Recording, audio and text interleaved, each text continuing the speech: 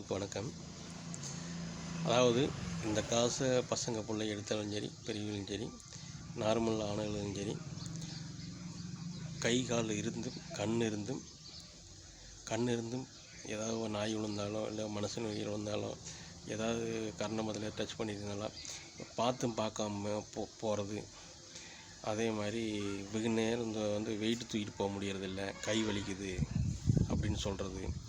ஒரு ஒரு படிக்கட்டு ஏற முடியல, கால் குடையுதுங்கிறது நாம் இப்படி சொல்கிறோம். ஆனால் இந்த கண் இல்லாதவங்க, கை இல்லாதவங்க, கால் இல்லாதவங்க அப்படி என்ன பண்ணுவாங்க நினச்சி பாருங்க.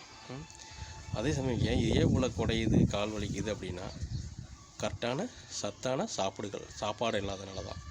கரெக்டான சத்தான சாப்பாடு சாப்பிடுங்க. இதெல்லாம் தயவுசெய்து சோம்பேறித்தனமாக சொல்லாதீங்க. கை கால் இல்லாத கண் இல்லாதவர்கள் அவையில் நம்ம என்ன நினச்சி பாருங்கள். மீண்டும் அடுத்த ஆடியோவில் சந்திப்போம். நன்றி, வணக்கம்.